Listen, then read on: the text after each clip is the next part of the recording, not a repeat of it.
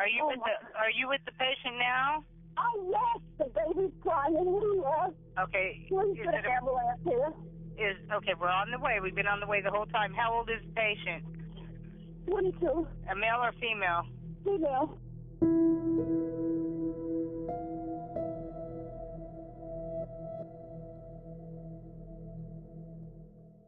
This is the story of Jovan Belcher, a young man celebrated for his discipline on the field, his commitment to family, and his rise from overlooked talent to starting linebacker.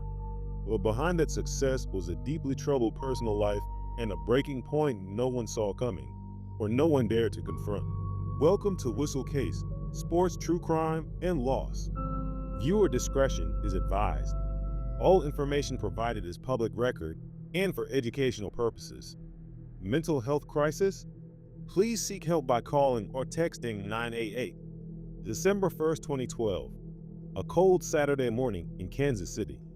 The Chiefs were hours away from kickoff against the Carolina Panthers. But before the game began, a tragedy would unfold that shook the NFL to its core.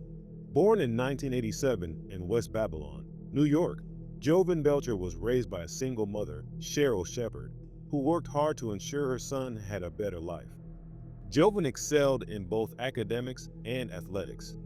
He earned a scholarship to the University of Maine, where he majored in child development and family relations. Belcher was more than a football star. He mentored youth, volunteered, and joined male athletes against violence, a campus group focused on healthy masculinity and conflict resolution. To those around him, Jovan seemed like the embodiment of potential fulfilled. In 2009, after going undrafted, he signed with the Kansas City Chiefs. By his third season, he was a starting linebacker, respected by teammates, fans, and coaches alike. But behind the public image was a private life filled with tension.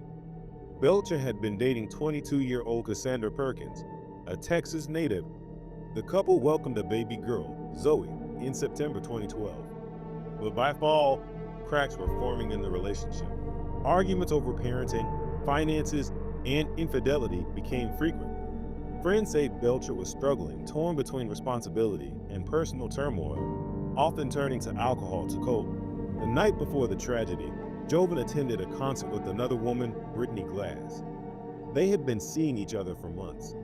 Early the next morning, around 3 a.m., police found him asleep in his car outside her apartment complex.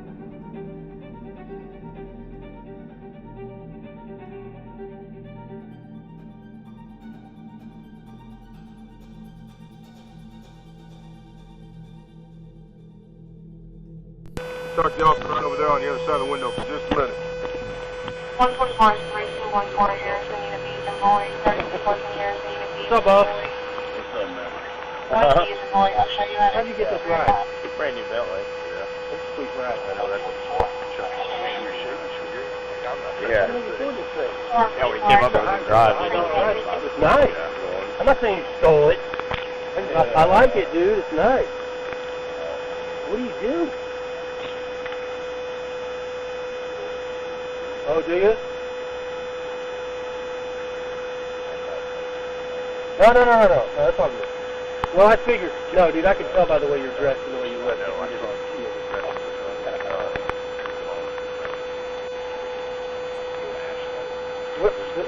I'll be completely honest with you. When we walked up, I said, this is true.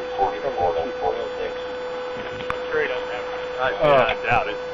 What position do you play? What's your name?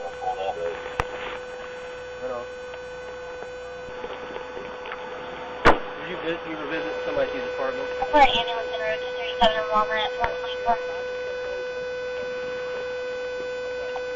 Sir, where are you headed tonight? 31 and Tracy, 128. Upstairs in the building? Okay. So you're not going to be driving anywhere? And reported ambulance in road at 37 in Walnut. She found someone in regards to an overdose. Hey, look, a white male wearing a blue overcoat. Okay, yeah. You live right here? You just need to go upstairs, dude. Yeah. I mean, okay, that's going to be your best bet. We're trying to cut you a break here. Let's just roll up your stuff there.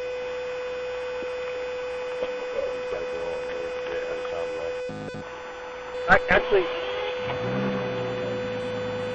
just go ahead and step out, brother. I'll roll up the windows, okay? Chuck, you know how to roll up windows on Bentley?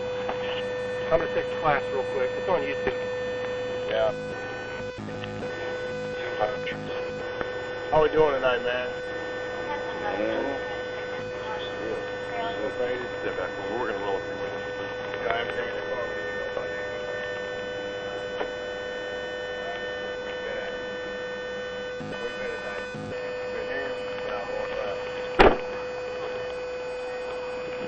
Only reason I'm asking, man, like I said, you got your teeth, right? I know you got a lot. You know you got a lot, right? You know you got a lot, right? I know it's your car. I know your car's running your fast out of the side. You weren't driving. You are correct on that. I wasn't. I hear you. So that's why going upstairs is going to be a good place for you to go back to. You understand, right? I appreciate that. All right. Well, I appreciate you not putting this thing in drive and taking off. You got your keys? Man, that thing got sick. Okay, I want to shut down. It's like voice control, high-speed buttons, all kinds of stuff. Yeah, I'll make that in like 3 years. Well, the lights will shut off, I guess. It'll shut off. All right.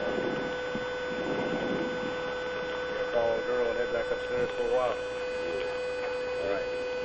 I'd say we probably stay up there for the night. Yeah. What do you think? I wouldn't be driving anywhere. I say we stay up there for the night. Sound cool? Stay up there for the night. No. I don't understand. I got a Armor and Hall. Well, I understand how that works.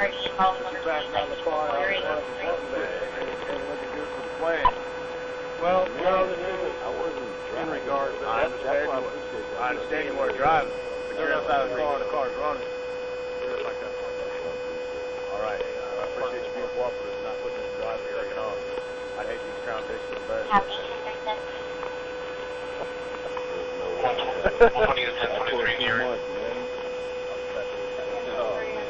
Thank you. All right. Thank you. All right, man. I do appreciate it. All right. I really do. Have a good one. Yeah, boys, have a good one. All right, man. See you later, dude. Unfortunately, they would not see Jovan later. This would be the last seen footage of Jovan Belcher alive. Rather than arrest him, officers urged him to stay put. Belcher found a couch in a nearby apartment, slept for a few hours, and returned home just before 7 a.m. What happened next was a blur of violence and desperation. According to his mother, Cheryl, who had come to Kansas City weeks earlier to help with the baby, Jovan and Cassandra began arguing. The fight escalated. At 7:50 a.m., Cheryl heard gunshots. Are you with the patient now? Oh, yes, the baby's crying. Yes. Okay. Please get an ambulance here. Okay, we're on the way. We've been on the way the whole time. How old is the patient? 22. A male or female? Female. And is he breathing? She's still breathing, but barely. Please hurry. I don't know how many times he got her. They were arguing. Oh. Okay, so she's been shot? Yes. Okay, right now is she awake? God, yes, stay with me. The ambulance is on the way. You hear me? You hear me? Cassandra!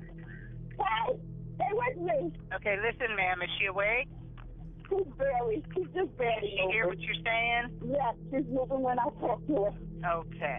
Oh, God. Is she bleeding? Yes, she is. Where is she bleeding from? I can't tell in the back, it looks like. Okay, well, we don't want... Go ahead, Petey. Where is your son at? Yes. Huh? Look, please, just get this ambulance here, please. We're on the way. Where's your son at? He left. He left? Yes. Okay. They were arguing and he shot her? Yes, they was arguing. Belcher had Cassandra 10 times in their master bedroom. As she lay dying, he leaned over, kissed her on the forehead, said he was sorry, and kissed baby Zoe goodbye.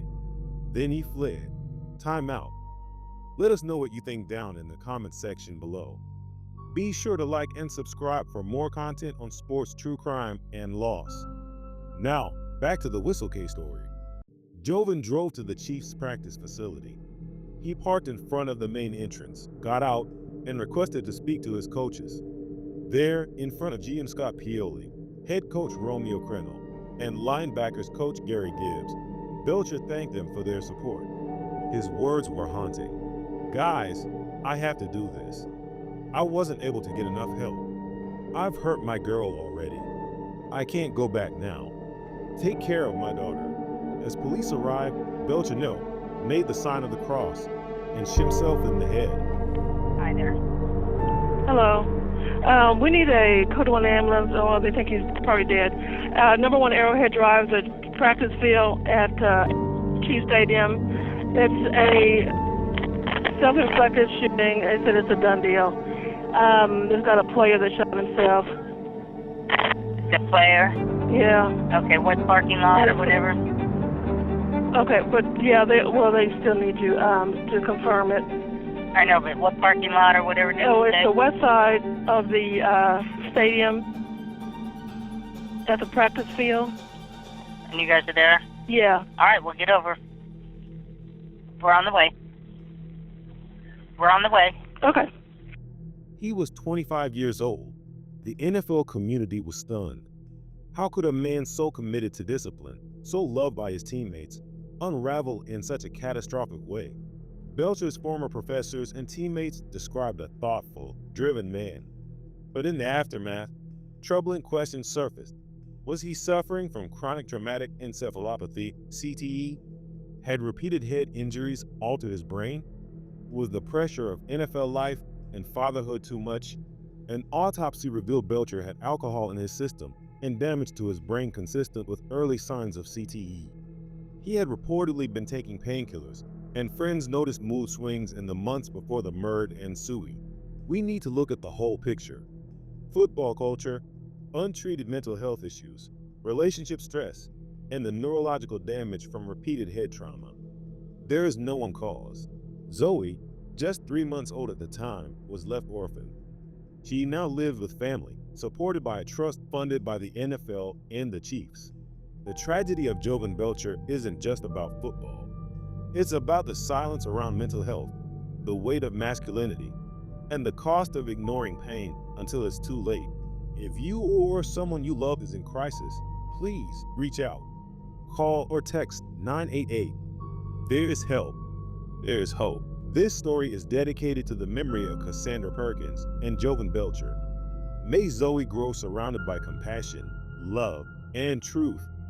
Let us know what story you want to hear next. Subscribe to Whistle Case Sports True Crime and Lost for more true crime stories at the intersection of sports, tragedy, and humanity.